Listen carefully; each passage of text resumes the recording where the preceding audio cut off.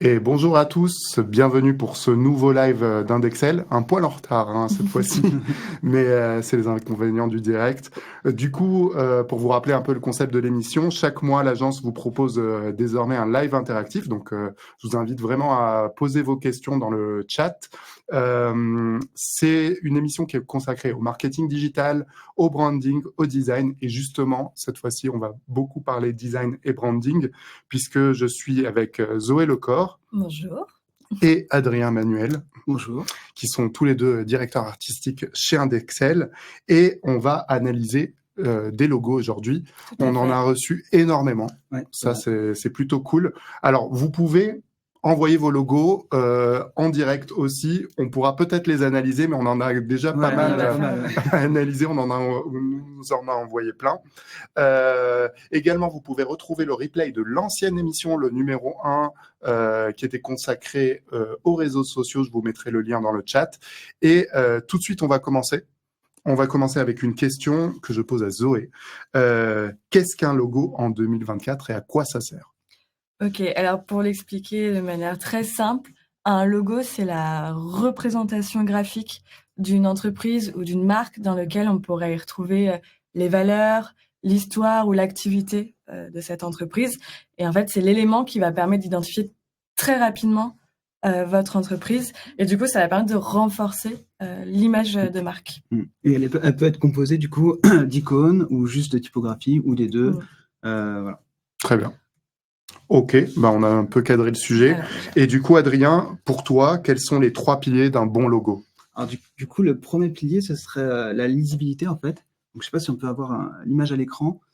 Je pense que Greg est en train de l'envoyer. Voilà, je vais montrer. Donc du coup, la lisibilité, en fait, l'idée, c'est d'avoir un logo qui est déclinable sur différents supports de communication. Et donc, l'exemple qu'on vous montre là de Red montre bien que la signalétique se décline vraiment partout et qu'on retrouve le logo et l'univers de marque, elle est vraiment déclinée sur différents supports. Donc ça, pour moi, c'est le critère de lisibilité. Après, on a le critère de mémorabilité. Donc la mémorabilité, du coup, c'est ce qui rend le logo identifiable, c'est-à-dire qu'il dégage quelque chose, quoi, qui dégage des émotions, et du coup, c'est ce qui le rend vraiment mémorable. Donc là, on a un exemple de Deezer qui a refondu récemment. Donc c'est assez intéressant parce qu'en fait, là, on voit qu'il y a un réel écosystème autour. Et en fait, c'est ce que je voulais dire aussi, c'est que du coup, le logo maintenant est moins important que l'écosystème. En fait, si on veut, avant, on avait un logo et il servait vraiment, on le mettait partout, c'était vraiment l'élément fort de la marque. Maintenant, en fait, on va plus travailler sur un logo qui va être un point d'entrée, en fait, de la marque, et après, qui va s'étendre sur un ensemble, un écosystème. Et donc, sur Deezer, on voit bien l'idée, en fait, c'est qu'on a le logo qui a des formes, d'ailleurs des formes très années 2000, puisque c'est la tendance actuelle. On revient sur des formes très années 2000, qui sont beaucoup moins cadrées. En fait, on a vraiment cette idée un peu de picto, un peu de on se laisse aller, on se met on a des formes, on n'est pas cadré, quoi. Et c'est vraiment la différence. Et donc, en fait, on retrouve ces éléments-là et ils sont vraiment déclinables et c'est ce qui crée réellement une émotion. Et donc, voilà, c'est pour moi la mémorabilité de ce logo. Donc c'est un deuxième pilier, donc la mémorabilité, pardon. Et le dernier point, en fait, ce serait le fait que le logo, la pérennité, en fait, du logo. C'est-à-dire que le logo, il doit pouvoir vivre dans le temps. Donc, on va prendre l'exemple du coup d'Apple. En fait, c'est un logo, depuis 1977, il n'a pas changé. En fait, on est toujours resté sur la même forme. Et vu le nom, c'est difficile de... Ouais, non, mais c'est sûr. Mais du coup, voilà, on a quelque chose qui est assez... Donc, normalement, la durée de vie d'un logo, c'est entre 10 à 15 ans. Mais là, du coup, on voit que Apple a fait beaucoup plus longtemps, quoi. Et donc là, je vous ai montré un exemple que je pense peu de gens connaissent. C'est la dernière refonte en date du logo. Alors, elle va arriver à l'écran. Ouais, voilà. Voilà. Et donc, en fait, du coup, voilà, je pense que personne l'a vu, mais on voit en fait que la forme est toujours là et que du coup, le logo est vraiment, dans le temps. C'est un logo qu'ils ont utilisé, celui-là, de 2022 ? Ouais, c'était pour l'ouverture d'un shop en décembre 2022 à San Francisco. Mais je pense que peu de gens l'ont vu. Et c'était un espèce de revival de celui de 1977. Et en fait, celui de 1977, c'était pour se différencier en fait des PC, parce qu'en fait les PC étaient encore en noir et blanc et eux étaient en couleur. Donc en fait, ils utilisaient le côté pour se différencier. Très bien. Alors, on va bientôt passer, on va passer presque tout de suite à l'analyse. Peut-être juste avant l'analyse, une petite question qui n'était pas forcément prévue pour chacun. Zoé, c'est quoi ton logo préféré? Comme ça. Mon logo préféré, Et pourquoi, en quelques mots? je pense que c'est le logo de... Je pense que je vais te le piquer. Swile. Non, tu me le piques ça pas. va? Non, Oui. tu me le piques pas. Swile, donc du coup les tickets restaurants. Tickets restaurants, parce que c'est typiquement ce qu'on retrouve aujourd'hui dans les logos, c'est une certaine tendance de ce qu'expliquait Adrien tout à l'heure. On est sur une typographie qui est assez spontanée. On dirait que on sent que ça a été travaillé à la main, que ça a été redesigné. Et aussi, c'est un bon exemple de logo qui est uniquement typographique. C'est qu'aujourd'hui, nos clients ont tendance à vouloir trop en dire dans les logos et des fois avoir juste le naming et bien travailler le naming, ça a une force sur l'identité qui est hyper impactante. Puis sur ça, il y a un côté aussi un peu ambigramme qui est intéressant parce que ça fait smile, swile avec le W, donc c'est plutôt intéressant comme jeu. Alors, vous irez voir le logo Swile, parce que vous n'avez pas prévu cette question. Et toi, du coup, Adrien? Moi, du coup, c'est le dernier que j'ai vu, c'était Patreon. En fait, leur refonte est juste magique parce que ils vont vraiment dans l'évolution des logos. En fait, ils ont pris une forme qu'ils ont dénuée de tout sens canonique. Et en gros, c'est pas un logo défini, c'est un logo en fait qui évolue en fonction des différents supports en fait de communication. Et ça, je trouve ça complètement fou. En fait, il n'y a pas un logo très structuré, très immuable qu'on peut pas retoucher. C'est vraiment quelque chose qui s'adapte, qui est modulable et qui reprend d'ailleurs les formes à la mode des années 2000. Et pour moi, c'est vraiment quelque chose. Enfin, on va vers ça. Et eux, pour le coup, Patreon, c'est vraiment mon logo en ce moment fétiche. Voilà. Ok. Bah du coup, on va passer à l'analyse maintenant de tous les logos qu'on nous a envoyés. Alors, on me pose une question. On dit, t'as dit Patreon. Comment ça s'écrit? Je vais le noter. Patreon. Patreon. C'est pour financer en fait des projets. C'est des financements collaboratifs. En fait, c'est pour financer des projets d'artistes. D'accord. Donc c'est du B2B. Ok. Et du coup, on passe à l'analyse. Donc ça, c'est tous les logos qu'on nous a envoyés lors de l'inscription à ce live. Alors, comme j'ai dit, n'hésitez pas à nous en envoyer dans le chat ou même poser vos questions, parce que l'idée, c'est que ce soit le plus interactif possible. Vous nous envoyez les logos. Si on a le temps, on prendra ceux du chat, mais on va commencer par ceux qui nous ont été envoyés en amont. Et on commence tout de suite avec Association Le Rire Médecin.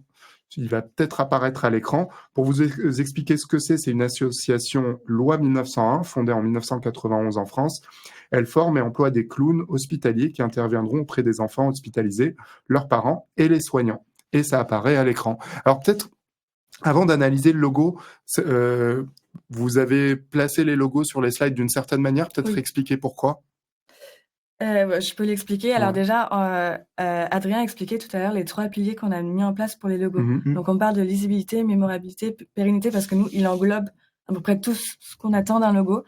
Et donc c'est pour ça qu'on a réalisé ces slides de cette manière, parce on veut voir si le logo fonctionne à la fois en couleur, à la fois en noir et blanc, et à la fois en petit. Donc, ce qui va impacter la lisibilité et la mémorabilité. Aussi, je tiens à réintroduire, donc comme je disais, on va analyser les logos selon ces piliers-là, mais forcément, peut-être si on est passé à côté d'éléments de logo et tout, voilà, on peut pas savoir comment le logo a été conçu. Et il y a une part aussi forcément de subjectivité. Rien, donc voilà, c'est un exercice. Évidemment. Alors, on n'a pas les noms des personnes j'ai pas les noms dans ma fiche des gens qui nous ont envoyé les logos, mais par contre, n'hésitez pas à intervenir si c'est votre logo, nous dire ce que vous en pensez. Quelque chose d'important aussi. Exactement. Alors, qui commence l'analyse? Zoé? Moi, je peux commencer. Allez, vas-y. Alors, du coup, dans un premier temps, globalement, le logo, on le lit assez bien, donc on le comprend. On comprend aussi très vite le secteur et l'activité du logo. Donc ça, je trouve que c'est assez pertinent. Maintenant, il est peut-être un peu trop riche en informations, le logo, entre le symbole. Donc, je vois que c'est un nez rouge de clown, mais le truc au-dessus, je ne sais pas ce que c'est. Alors, je me suis spoilé un peu. En fait, en regardant un petit peu, je me suis spoilé, c'est un stéthoscope. Mais moi, je voyais un alien à la base. Donc voilà. Alors Karine est avec nous, qui nous a envoyé le logo. Hein. Elle est sur le chat et c'est un stéthoscope. Et il a été refondu. En fait, cette version-là, elle date de 2013 et il y a eu différentes versions avec la baseline. Je me suis renseigné un peu sur le sujet. Et donc voilà, c'est un stéthoscope avec un nez rouge et un pansement. Ok. Bah du coup, ça porte à confusion. Donc il y a peut-être un petit redesign à faire sur ça. Donc les points, ça fonctionne parce que c'est un rappel du nez rouge, donc c'est bien. Nous, avec Adrien, on a peut-être des fois des problèmes avec la baseline parce qu'en petit, on voit ici qu'en petit, on ne lit pas la baseline. Donc des fois, il vaut mieux faire deux logos, un logo sans baseline en dessous, qu'on utilisera en petit, et pour des plus grands supports, avoir la baseline en dessous. Notamment sur un site internet, je mettrais pas, on mettrait pas de baseline. Alors peut-être qu'il existe sans baseline, on ne connaît pas la charte. Sûrement. Bah, sur internet, en tout cas, sur le site, il a la baseline. D'accord. Mais donc, enfin moi, du coup, ce que j'aurais dit sur ce logo, ce que j'aurais fait personnellement, c'est que j'aurais retiré l'icône parce qu'en fait, du coup, on gagnerait du sens. Et en fait, moi, j'ai un problème avec le pansement aussi, parce que le pansement, ça peut être positif comme ça peut être négatif en matière de connotation, puisque ça implique une blessure. Et par contre, un truc que je trouve vachement bien, c'est que on a à la fois le rouge du clown, mais c'est pas un rouge qui est vif. Et du coup, il est pas agressif. Du coup, il y a la notion d'accompagnement. Ça reste vital en fait. Ça reste. Et j'adore aussi la fonte avec les E qui regardent un peu vers le ciel. Et ça, je trouve qu'il y a un espèce de sourire qui se dégage. C'est dynamique, c'est positif quand même. Et c'est assez intéressant. Donc, je pense qu'il faut garder en fait la fonte, les ronds, et retirer la baseline et l'icône, et on gagnerait fortement en sens. C'est l'icône qui crée le plus de débats dans le chat, hein, pour vous dire ce qui s'y passe. Il y en a qui voyaient un bébé avec une tétine. Oui, aussi. Je sais plus si on l'avait dit. Il y a aussi le côté le pansement. C'est-à-dire, enfin, il y a des gens qui voient plutôt une croix, la croix médicale. Donc voilà, en fait, ça crée un peu de confusion, et donc du coup, si je résume un peu votre conseil par rapport à ce logo, c'est vraiment, il y a beaucoup trop d'informations qui sont envoyées, et peut-être que d'aller vers plus de simplicité avec moins d'icônes et juste le nom, qui est en plus explicite pour le coup, ça pourrait aider. Oui, il y a 3 niveaux de lecture là, c'est beaucoup quand même pour un logo. Mais ça ne veut pas dire qu'on enlève complètement cette petite icône. Il pourrait être utilisé sur d'autres moyens de support, pas sur le logo, mais sur tout l'écosystème. Exactement. En fait, Kunto le fait en fait sur la refonte, ils l'ont fait Kunto. En fait, ils ont gardé leur espèce de petit fleuron là, mais ils ne le mettent pas dans le logo Kunto. C'est un logo juste une typo. Mais par contre, sur les réseaux sociaux, sur les autres, ils gardent en fait un côté mascotte. Exactement. Et ça rejoint ce que tu disais tout à l'heure, le fait de prolonger l'univers de la marque. Ça. Alors après, Kunto le fait pas exactement comme ça parce que c'est vraiment pensé avec les formes du logo. Mais oui, dans l'idée, c'est un peu ça, Ok. Bah, on va passer au logo suivant. Donc, c'est Helio Conseil. Helio Conseil, c'est un bureau d'études spécialisé en performance énergétique dédié aux particuliers. Et un grand merci à Karine, hein, qui vous remercie pour les recos. Karine qui est en ligne de l'association Le Rire Médecin. Donc, Helio Conseil qui apparaît... Ah, c'est pas Helio Conseil ? Non, c'est pas Helio Conseil parce qu'en fait, Helio Conseil, c'est ils nous ont pas transmis leur logo. Ah, d'accord. Ils se sont juste inscrits. Ah, d'accord. Donc... Non, si tu regardes, il y a marqué logo transmis entre parenthèses à côté. Ah, d'accord, ok. C'est pas grave. Hein, très bien. Alors, on passe à FCRIN, du coup. C'est ça. Exactement. FCRIN, c'est pour French Clinical Research Infrastructure Network. Merci pour l'accent. Et c'est une infrastructure nationale en recherche clinique portée par l'INSERM, mis en place en 2012. Donc, on reste dans l'univers médical. C'est ça, exactement. On est plus dans la recherche. Mais... Émilie qui me dit bravo pour l'accent. Ne vous moquez pas de moi, je ne vous vois pas sur le chat.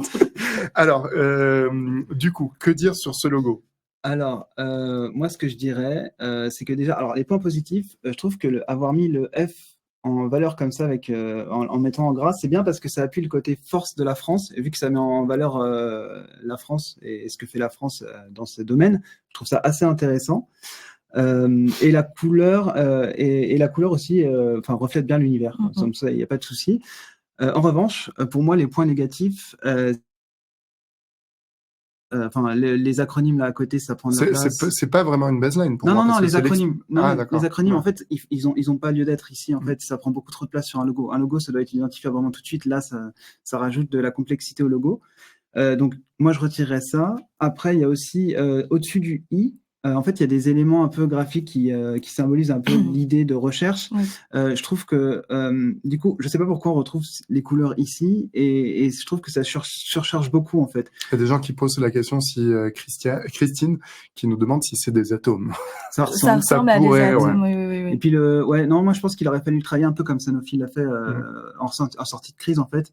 Ils sont partis, ils ont mis un point au début, un point à la fin, et ça fait un peu le cheminement du travail de recherche avec un violet ils sont plus axés sur le violet, sur la tech. Et je pense que là, en fait, ce bleu-là, il tendrait à être retravaillé pour qu'il soit plus fort et plus actuel.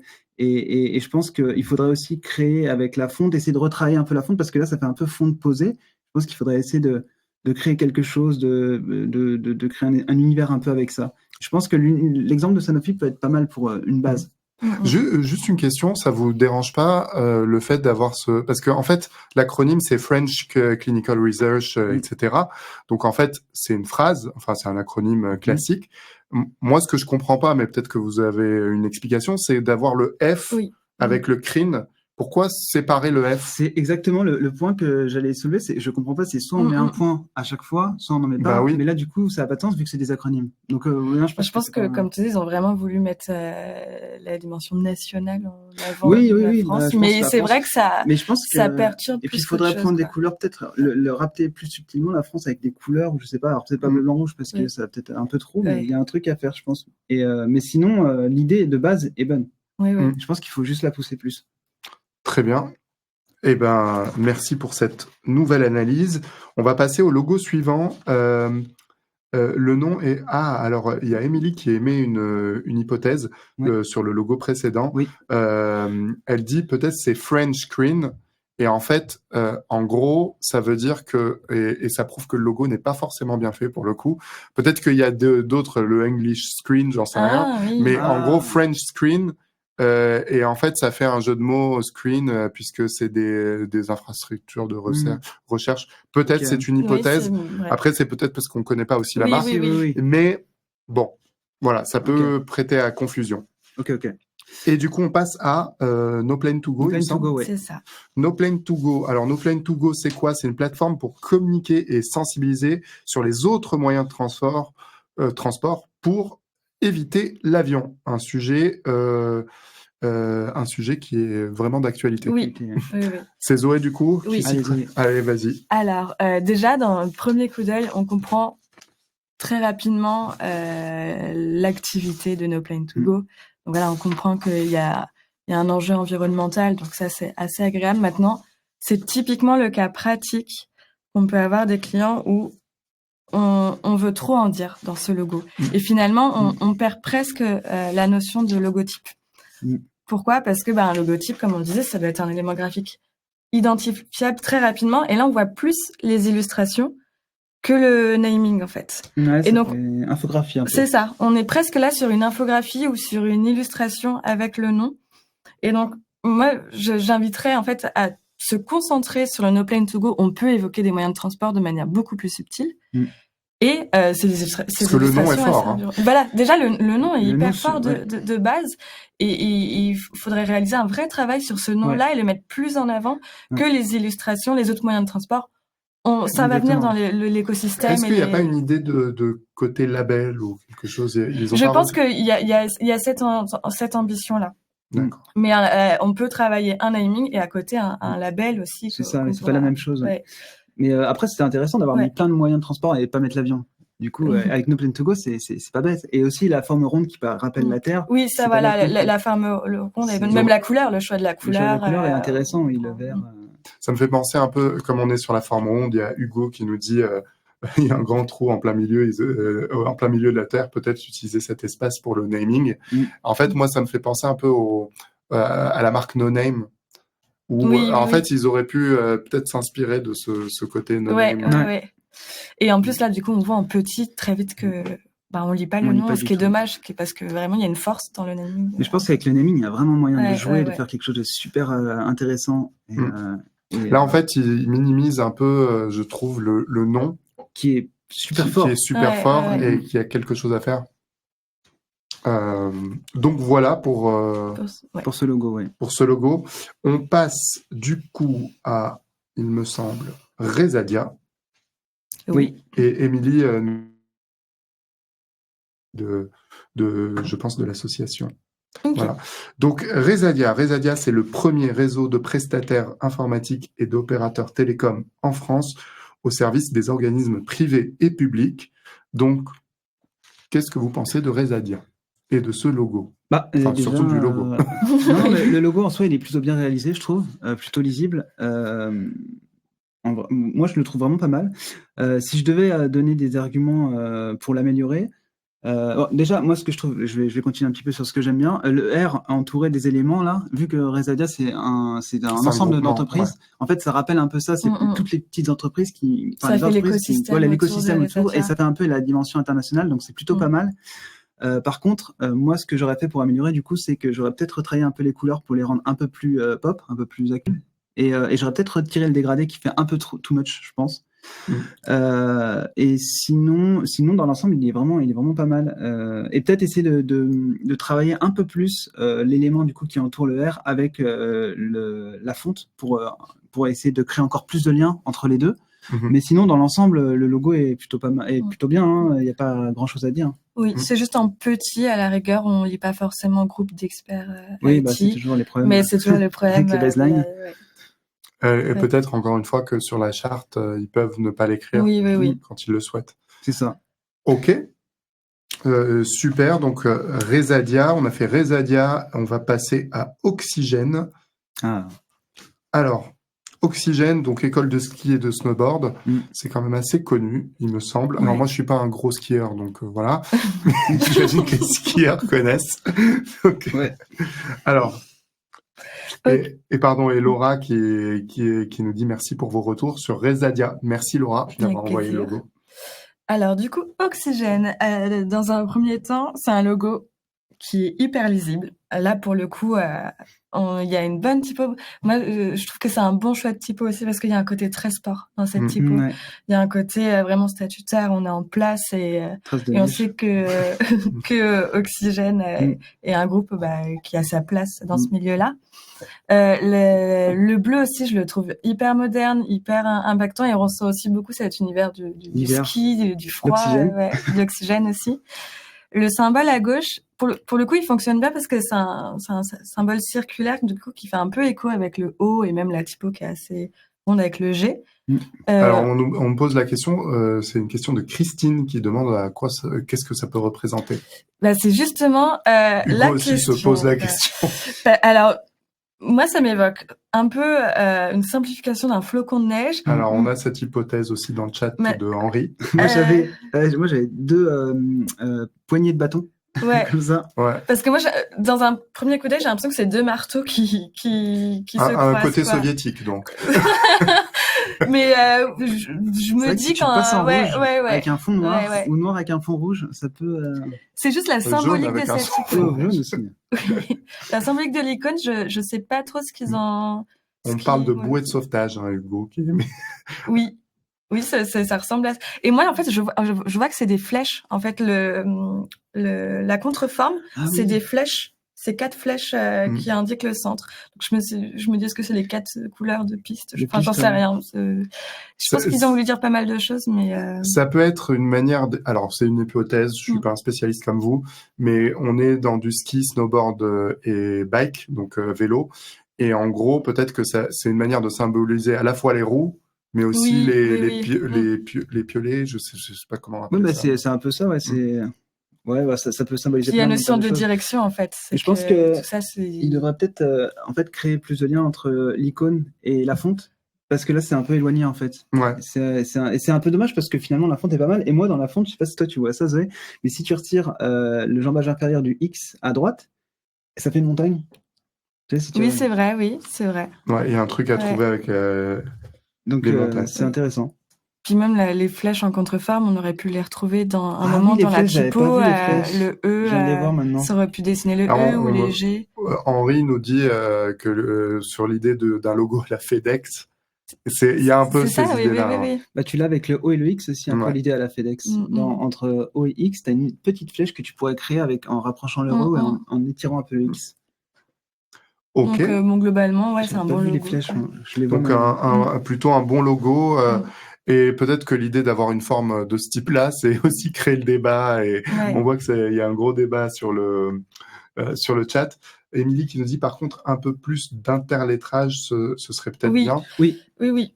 Ouais. Ça... Manque de respiration pour de l'oxygène, je pense. Ouais, Tu vois c'est ça. Mais en même temps, ces typos-là, c'est ce qui fait leur caractère, quoi, qu'elles soient très, enfin, que l'interlettrage. parce que ça montre le côté statutaire et impact, en fait. Donc, oui, je pense qu'on peut peut-être l'augmenter un peu. Ouais, moi je pense qu'il faut. Moi, c'est vraiment le truc. Je pense qu'il faut qu'ils améliorent, c'est créer un lien entre les deux éléments. C'est vraiment ça, je pense, parce que la fonte est bien, mais je pense qu'il faut créer un lien entre les deux. Ok. On passe à harmonie mutuelle. Alors, c'est pour Adrien ou Zoé? Non, je peux, pas de souci, je peux en parler. Alors, harmonie mutuelle, pour expliquer, c'est comme son nom l'indique, hein, c'est un collectif de mutuelles. Voilà. La présentation est rapide. C'est assez connu. Hein. Du groupe EV, ouais, c'est ça. En fait, le truc, c'est que c'est un peu compliqué parce qu'on est un peu, on connaît déjà le logo, donc c'est plus compliqué de créer, de travailler sur son impact. Mais en tout cas, ce que moi j'ai trouvé intéressant déjà pour commencer sur ce logo, c'est l'utilisation du coup de l'hexagone parce que c'est un peu le symbole de l'harmonie, donc c'est plutôt pas mal. Et aussi les couleurs qu'ils ont utilisées, parce qu'en fait le jaune et l'orange, il y a le côté vitalité, il y a le côté entraide, enfin, et c'est vraiment un bon chouette de couleurs. À part le gris, qui rajoute un peu du côté froid que personnellement j'aurais pas mis. Par contre, il y a eu un peu un débat quand on l'avait regardé pour la première fois avec Zoé sur le rouge.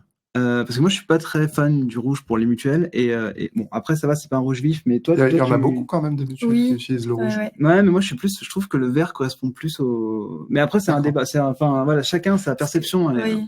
Je pense que le rouge, c'est un peu l'opposé du vert, où le vert, on est un peu plus conservateur et tout. Et le rouge, pour moi, il y a une espèce de vivacité, on se tourne vers l'avenir aussi. Donc, moi, je l'associe à ça, le rouge, quoi. Ouais, c'est pas forcément quelque chose de très tranchant et très contestataire, quoi. Alors, j'ai deux questions. Moi, j'ai une question de moi. Tu as dit quelque chose. Tout à l'heure, tu disais l'hexagone, symbole de l'harmonie. Je savais pas. Hein, non, mais si, c'est la connote harmonie. C'est un symbole de l'harmonie. Ah ouais, c'est un symbole de l'harmonie. Parce que pour moi, c'est le symbole de la France. Du coup, ça peut, puisque c'est un groupe français. Enfin, c'est français, donc ça peut faire les deux. Non, mais je savais pas que ça représentait l'harmonie. Si. Et donc, du coup, pour les points négatifs, je pense que là, pour le coup, le dégradé, ça fait peut-être un peu too much, même si les couleurs sont intéressantes. Et c'est amplifié en fait par les petits éléments, enfin la géométrie à l'intérieur qui amplifie la complexité du logo. Et en plus, il y a 3 étages, mais ça, je pense que c'est juridique, ils peuvent pas faire. Alors c'était une des questions qui était posée dans le chat par Hugo. 3 blocs de texte les uns sous les autres, n'est-ce pas trop? Ah si, puis il y a 4 types de fonds différentes. Ça fait beaucoup. Et on a l'impression qu'Avançon collectif, ils ont dû l'ajouter après d'un point de vue juridique et ça se ressent. Et il y a le côté groupe Vive, je pense, c'est aussi un rachat qui a eu lieu. C'est ça. Et avec MGN et tout le reste. À mon avis, j'ai mis l'hypothèse que ce soit un logo de transition. Je pense qu'il y a vraiment des conditions juridiques qui font que tu peux pas faire n'importe quoi avec le logo et que tu es obligé de mettre groupe EV et la baseline en plus. Mais néanmoins, ils peuvent retirer, ils peuvent retirer tout le dégradé et essayer d'épurer un peu la chose pour justement, si ça c'est imposé, essayer de retravailler peut-être sur une grille tous les éléments et épurer un peu l'icône, enfin l'élément graphique à côté et essayer de créer quelque chose de plus simple en fait. Je pense qu'ils peuvent quand même faire ça. Ok, voilà. Merci pour cette analyse. On passe ensuite à Andineo. C'est cool ça. Pour Zoé. Ouais. Andineo, pardon. Alors Andineo, j'explique ce que c'est. C'est du conseil RH sur le handicap. Ouais. Voilà. Alors globalement, moi je trouve que c'est un logo assez cool et il est assez séduisant ce logo déjà parce que le choix des couleurs, il y a tout de suite il est joyeux ce logo quoi. On a envie de. Je sais pourquoi tu l'aimes. Je l'aime aussi parce que déjà comme on disait la typographie elle est assez simple, elle fonctionne, elle est impactante, elle est moderne. On a ce petit E là qui crée du dynamisme et qui est tourné vers l'avenir. Donc ça c'est assez simple comme élément. On avait un logo tout à l'heure aussi qui utilisait ce mécanisme, c'est un mécanisme graphique qui fonctionne assez bien. Et on a l'icône Du coup, on comprend très vite le secteur avec ces 3 couleurs qui sont hyper harmonieuses ensemble. La vitalité, les mains en l'air aussi, ou le soutien aussi, le soutien de la personne. Il y a la notion d'accompagnement, donc non, il est hyper cohérent, il fonctionne. Peut-être ce qui aurait été bien, c'est que par exemple les formes des bras en l'air, cette forme-là, on aurait peut-être pu avoir un travail de typo, on retrouve, je sais pas, sur le E, enfin. Exactement. Que ça fasse un peu écho, on aime bien quand les logos, ils sont cohérents en fait, là, ça fait à chaque fois, c'est ça, c'est que tu as l'icône d'un côté et la typo de l'autre. Et c'est franchement pas ce qu'il faut faire. Il faut vraiment essayer de créer une harmonie entre les deux. Oui, c'est-à-dire que vous trouvez ça joli, mais il peut y avoir une dichotomie entre le fait de l'écrire et le symbole. Oui, c'est ça. Et d'ailleurs, c'est une remarque dans le chat, ça fait penser à une marque pour bébé, je trouve. Je pense que cette remarque-là de Christine, c'est du fait du petit symbole à côté qui peut être confusant. Alors moi, je le trouve bien, hein, mais effectivement, maintenant qu'elle le dit, je vois je vois aussi un côté bébé. Oui, je vois aussi sur les lingettes. Et ouais, je vois oui. Reconnaît ça. Non, mais après, en tout cas, c'est des couleurs et des formes qui peuvent tellement être déclinées avec plein de possibilités graphiques et combinaisons graphiques sur l'ensemble des supports de communication, ça peut être vraiment chouette. Je pense qu'il y a tout un écosystème ultra large à développer à partir de ça, et je pense que vraiment la partie typo, elle peut être retravaillée avec ces formes-là pour créer une cohérence entre les deux. Mais il y a vraiment une bonne base, je pense. Christine nous dit aussi trop de douceur, de courbe dans la typo. Je pense que c'est voulu, non? Ouais, bah oui, je pense que c'est voulu, ouais. Oui, parce que on est sur quelque chose qui accompagne. On est sur le handicap, donc je pense qu'il faut aller vraiment... Il y a la notion d'accompagnement, donc on est obligé d'avoir enfin, c'est mieux d'utiliser une typographie, on n'est jamais obligé, mais d'une typographie assez douce où on a ces rondeurs et tout pour exprimer ça, cet accompagnement, quoi. Et de rassurer aussi. Parce qu'on va pas utiliser une fracture gothique pour parler de handicap, c'est pas voilà. Mais non, je pense que c'est bien ça. Non, globalement, il fonctionne bien. Puis il va durer dans le temps pour le coup, ce logo. Dans les choix typographiques et de couleurs, c'est assez. Ok. On passe au suivant. Alors le suivant, il me semble, c'est Protect Lib et ça sera le dernier de la liste. Alors je le dis à l'intention du chat. On va essayer de finir à maximum 10h15. Donc, si vous avez des logos à envoyer, là, on peut s'en faire un dernier en direct, un logo qu'on découvrirait. Je lis juste quelques remarques du chat de Robin, je crois, donc de Andineo. Nous avons aussi développé des formes colorées pour accompagner la charte graphique. Merci pour vos super retours. Du coup, merci Robin. On revient à Protect Lib. Donc, Protect Lib, c'est de la protection sociale et de la gestion de patrimoine. C'est un cabinet spécialiste des professions libérales, dirigeants d'entreprises et de leurs salariés. Voilà. Ok. Mais enfin, de toute façon, ça se voit un petit peu. La notion de protection, elle est assez forte sur ce logo. Autant par le bleu qui est utilisé déjà, mais également aussi par la forme qui fait un peu bouclier, un peu fleur de lys, un peu voilà. Il y a une notion un peu de combat et de protection. Après, ce qui est dommage, c'est qu'en fait, je pense il aurait pu être travaillé un peu plus. Déjà, je pense que la forme qui est l'icône, je sais pas ce que tu en penses, mais l'icône, on a un peu du mal à le comprendre au début. Oui. Donc, on peut l'interpréter de diverses façons, mais c'est vrai que en plus, elle est assez pour de la protection. Je trouve qu'elle est assez, elle passe un peu, enfin, ça fait un peu comme si ça allait passer à l'attaque, quoi. Donc, c'est pas trop de la défense, parce qu'il y a des pointes. C'est assez agressif. Il faut pas. Je pense que par contre, il faut éviter de couper les jambages inférieurs des lettres, parce que là, le P, on a un peu du mal à le lire. Alors, on comprend que c'est un élément. Hein. Et ça casse la stabilité, ce qui est pas du tout, ce qui va pas dans le sens de l'activité de l'entreprise. Puis si on regarde bien, je pense qu'il est un peu au-dessus du R en plus, donc du coup, ça va déséquilibrer un peu le logo. Et en fait, ce qui aurait été intéressant, c'est au lieu de mettre des éléments graphiques sur le P, peut-être essayer d'en mettre en parcimonie des éléments, mais peut-être arrondir un peu les angles, parce que là, c'est vraiment pointu pour de la protection. Mais voilà. Il y a une bonne base. Après, il y a une bonne base parce qu'on comprend. Et c'est cohérent dans les choix, en fait. Oui, ça me fait un peu penser aux couleurs de PayPal. Donc, du coup, il y a cette notion de protection, elle est présente. Hein. Mais voilà, je pense qu'il y a Il y a un côté aussi, vu le nom, il y a un côté un peu start-up, je pense. Peut-être. Je sais pas si c'est une start-up, hein, mais on sent cette envie de, surtout le côté libre, parce que moi, je vois libre, c'est Vélib. Hein. Et après, toutes les déclinaisons avec le mot libre à la fin. Puis la volonté de mettre Protect en avant, Lib un peu moins fort.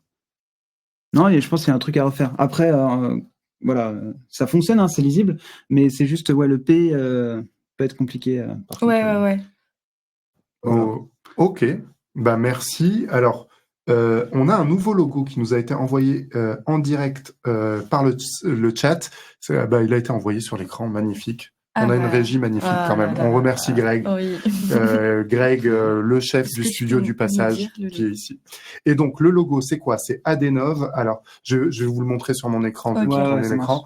Donc, Adenov, c'est une entreprise de produits et services numériques pour assurer la digitalisation des professions réglementées dans le notariat. Okay. Voilà.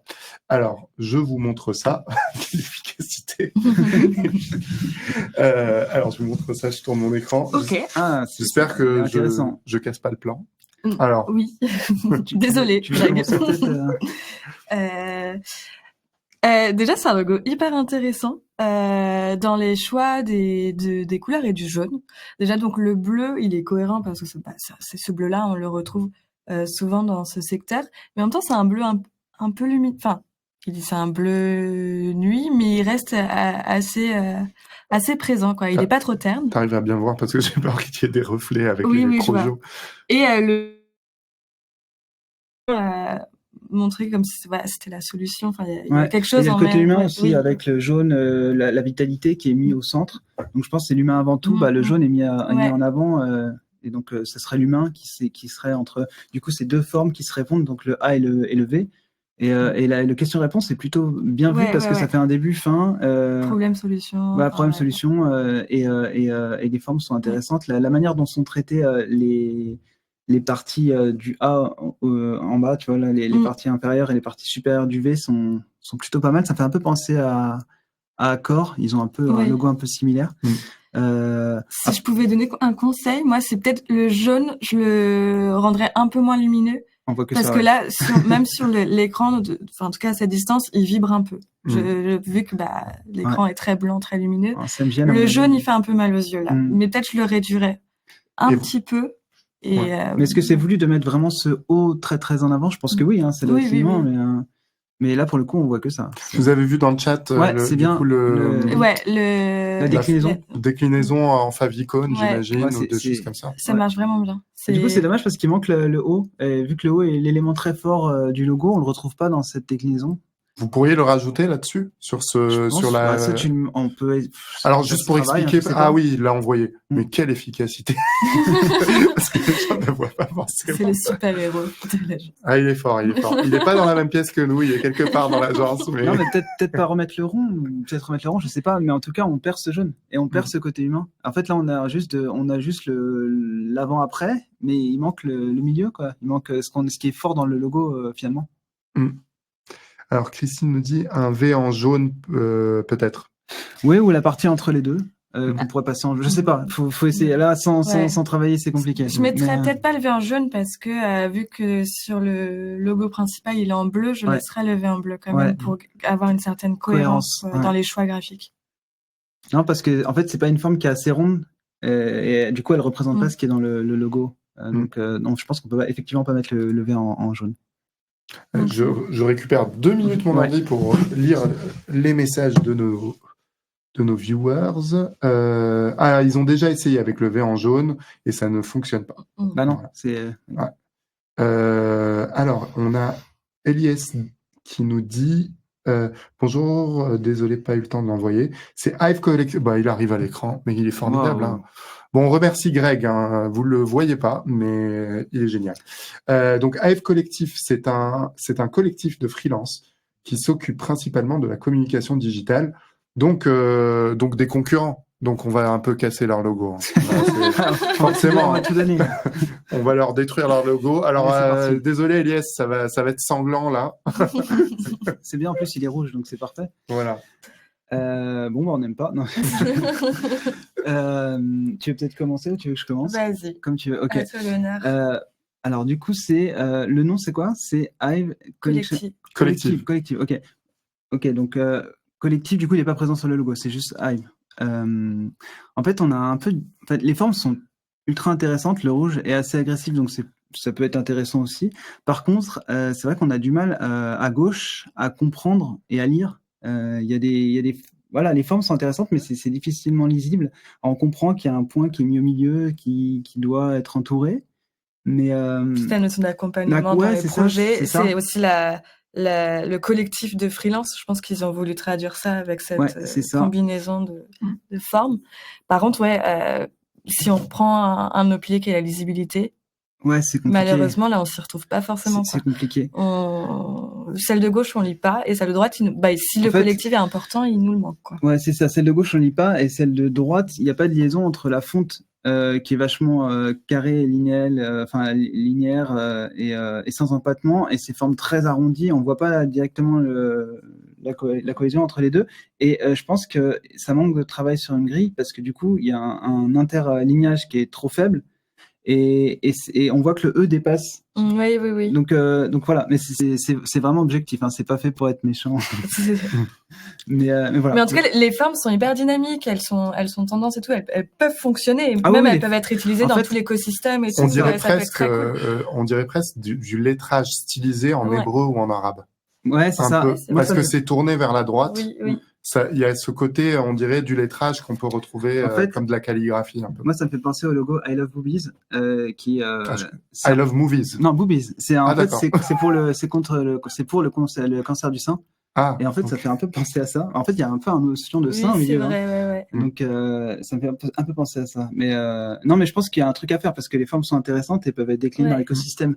Mais je pense qu'il faut qu'on retravaille un peu la lisibilité du logo, vraiment. Parce que ça peut être identitaire, hein, ça peut vraiment avoir du caractère. Il y a un truc. Oui, on sent une vraie identité, ça c'est clair. Merci, je récupère mon ordinateur. Alors, il y a quelqu'un qui fait un lien, je crois. Alors, je vais essayer de comprendre le message. Le logo de Dubaï, qui est très bien. Alors, en fait, c'est celui-là. Voilà. Ah oui. Effectivement, il est intéressant. Alors, en fait, pour ceux qui ne sont pas arabophones, il y a en fait le mot Dubaï en arabe qui est marié avec Dubaï avec les lettres latines. Donc voilà. Okay. Et on peut retrouver cette idée dans Hive. Je sais pas ce que vous en pensez d'ailleurs de ce. Non, il est bien. Bah, s'il a deux sens en plus, c'est 2 fois plus compliqué. Ça c'est comme ça. Donc, là, c'est construction du logo, c'est hyper impressionnant. Quoi. En fait, les lettres en arabe sont à l'intérieur des 3 lettres centrales. Ouais, du coup, c'est un travail qui est, même si on trouve, même si la réalisation, elle est pas, elle n'impacte pas, le travail derrière est fort. Donc, et on peut que remarquer ça. On peut que remarquer ça. Après, c'est Dubaï, ils ont pas mal d'argent. Ils ont du temps pour faire des recherches. Écoutez, merci. Je récupère mon ordinateur. Déjà, je tiens à remercier tous ceux qui ont participé, qui ont animé le chat, toutes les personnes qui étaient là pour nous envoyer leur logo aussi en amont. C'était vraiment cool parce que c'est vraiment l'idée de cette cette émission, c'est d'avoir vraiment de l'interactivité, des questions avec des experts. Ah, il y a quelqu'un qui nous envoie une question qui m'avait échappé tout à l'heure, je me l'étais noté. Oui, c'était le logo du TGV. On me demandait est-ce que c'était voulu l'histoire de l'escargot. Non, je pense pas. C'est un peu le côté inouï, non? Ils ont voulu reprendre le truc. Non, je pense pas. Alors TGV ce logo-là n'existe plus. Non, il n'existe plus. Non, mais je pense pas. Mais moi, il me semble que c'était voulu. Hein. Ah bon? Ouais, j'avais travaillé un peu avec la SNCF dans une autre vie. Je crois que c'était voulu. Et tu sais pourquoi ils ont pris ce parti pris? C'était TGV, le retourner, il y avait un escargot, rapidité. Mais du coup, c'est bizarre comme idée de vouloir mettre connoté. C'est l'inverse de la lenteur, quelqu'un qui dit. Ah oui, d'accord, oui, vu comme ça, ok, d'accord, ok, d'accord. Voilà. Pourquoi pas. Alors, en tout cas, merci à tous pour votre participation. C'était vraiment cool parce qu'on a eu vraiment pas mal de questions et c'est ça qu'on aime bien dans cette émission. C'est ce qu'on recherche. Le prochain live aura lieu courant janvier. Alors, pour le moment, la thématique, je la connais pas, mais on vous la communiquera évidemment sur les réseaux sociaux et par mail pour ceux qui sont inscrits à notre newsletter. Si vous voulez découvrir l'offre d'Indexcel pour tout ce qui est logo, charte graphique, je vous envoie le lien dans le chat. N'hésitez pas à nous contacter pour avoir affaire à Zoé et à Adrien, qui pourront vraiment aller beaucoup plus loin avec vous pour essayer de construire une charte dynamique qui vous correspond, un logo sympa. Et voilà, donc merci à tous.